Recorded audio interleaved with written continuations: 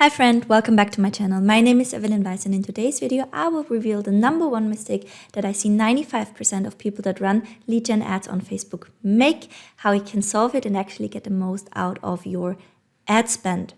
Why would you care? Listen to me. As I said, my name is Evelyn Weiss. I help coaches to skip years of trying to grow organically. It's something that I did myself. I started my coaching business 18 months ago, have built up a free community with almost 4,000 coaches in there and 2 paid communities, the Coach Growth Hub and Funnels and Ads Pro, with 358 paying members now. And I've been booked out since month 1. The number one things I used to do that were funnels and Facebook ads, and the number one tool in my toolkit was always the lead generation campaign. So I know a thing or two about converting leads very, very profitably, and in this video I will tell you everything I know about that and also give you full walkthrough on my actual numbers. All right, so before we do that, let's dive right into the number one mistake. So this is a really quick win for you. So when I talk about lead generation campaigns, by the way, I don't mean that you run a conversion campaign to an opt-in page and then the lead event fires on the thank you page. I mean the native solution by Facebook, which works with an on Facebook form. So people enter their details already on Facebook and never leave the platform. After iOS 14, the much better choice because it's not as affected by the changes that have been rolled out. Right, with that being said, let's take a look at how the ad could look like. Of course, you want to have your targeting dialed in, but then you also want to have a strategic lead magnet that speaks to your ideal client and your ideal client only. A major part in improving lead quality, which is a video that I just released the other day. If you want to know how to improve your overall lead quality, definitely give it a watch. Okay, so people come across your ad. Your strategic lead magnet helps them to self-pre-qualify or say, okay, this is not for me. And then once they click on it, they are prompted to this form that lives on Facebook. So they now are asked to enter their contact details, agree to a privacy policy, and what happens after is where 95% of people drop the ball. And this is they are redirected to a custom thank you screen that you can customize to your need and to get much more out of your lead generation campaign. So when you set up a form on Facebook, you usually say create form, and then you prompt it through this, and then you have the completion, which just by default says from Facebook, thanks, you're all set. You can visit our website or exit the form now. And then the call to action is to visit a website. I actually have perfected over the last 18 months how this thank you screen should look like so that you get the most out of your ad spend. And the way you want to set it up, so I want to cancel this now. If you already have your form set up, by the way, you cannot customize this. So you would have to create a new form and reconnect it with Zapier or Integromat or whatever option or whatever third-party tool you use to connect your lead gen ads with your email autoresponder.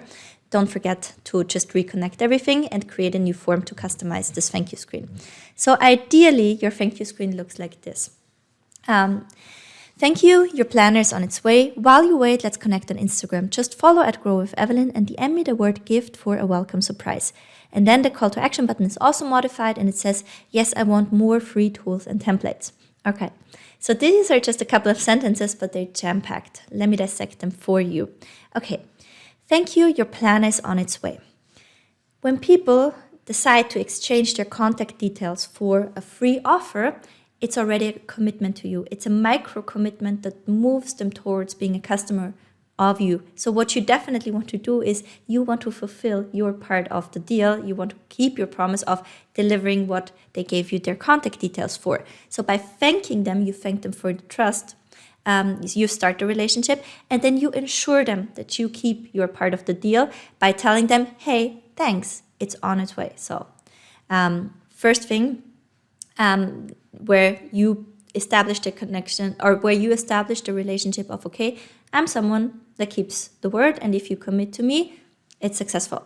The next thing is, while you wait, let's connect on Instagram. So that's actually a really smart one because they didn't have time, but you just opened a time in their day by telling them, hey, you're waiting now, right? So they didn't have the intention to do anything further with you until you open this time window and let them know you're waiting now. So here's a suggestion on how to fill that time gap. Let's connect on Instagram.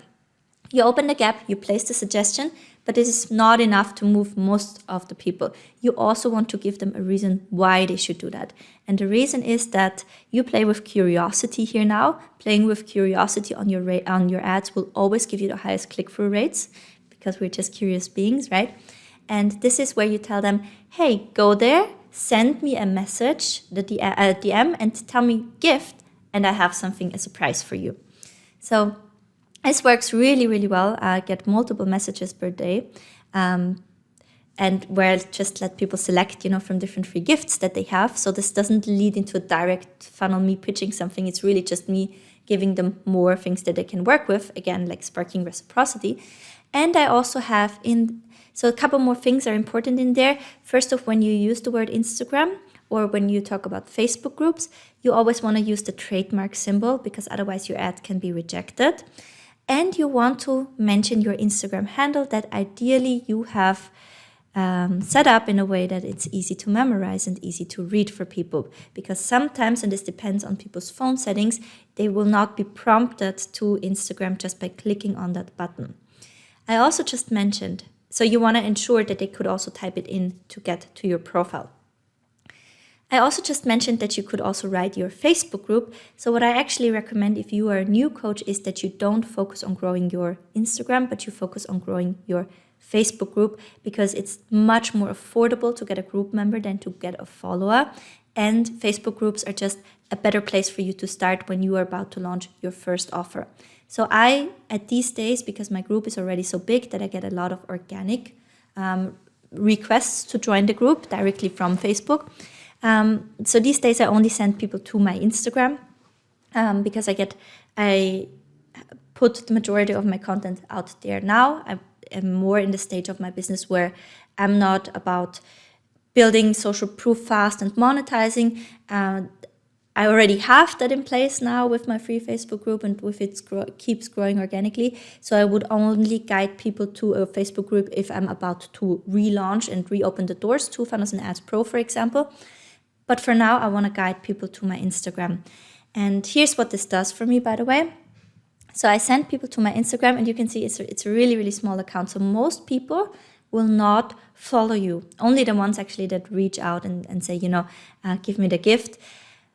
However, you have this constant stream of the right eyeballs on your account. So I want to show you my Instagram insights actually. Let me check here if you can see that. I hope you can see that. So although my account is just really, really small, in the last 30 days, it reached 54,000 people and had 942 accounts engaged with it. And my total following grew by 17% in the last 30 days, which I don't think is too bad. However, my Instagram content converts really, really well. I did a YouTube video the other day where I show how I get a 25x return from that. And this is because I have this constant stream of the right eyeballs. So I don't care too much about following. I care about targeted reach for my content.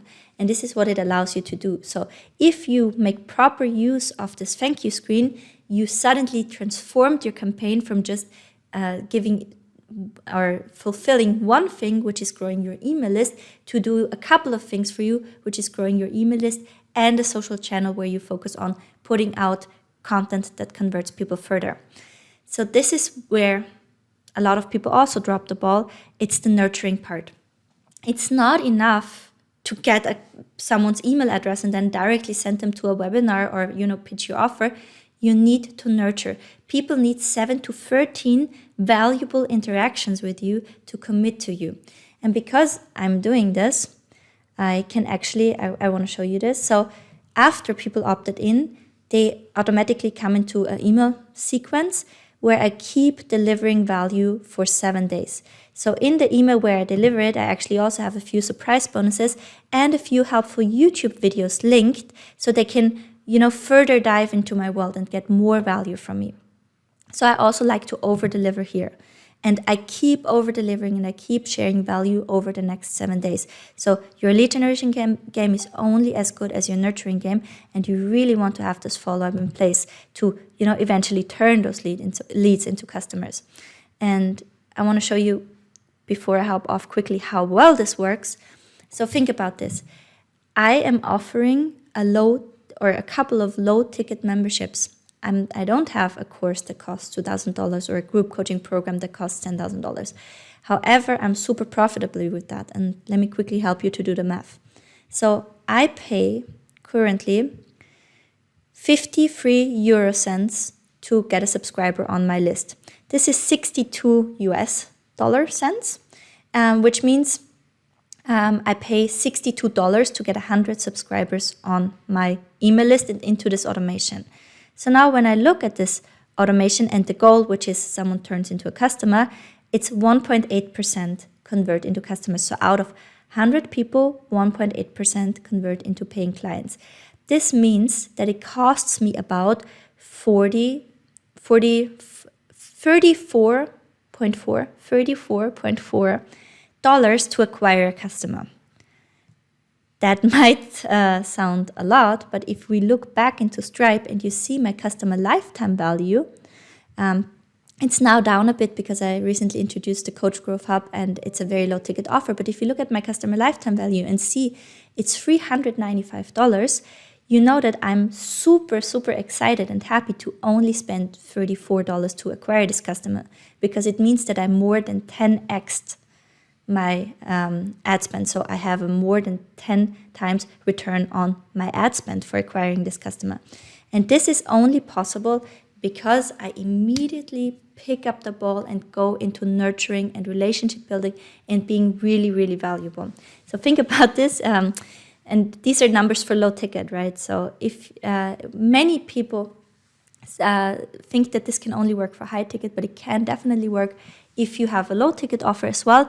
And now imagine you have a high ticket offer and you do nurturing on top of that, how your profitability could look like if you don't drop the ball there. So just a quick thought process. Definitely go and check out your lead form thank you screen. I think this is the biggest quick win that you can implement right now, and then make sure to really nurture and properly follow up with your leads. All right, I hope this was helpful. If you have any questions, please drop them below. Please give this video a thumbs up and consider subscribing to the channel. Bye for now.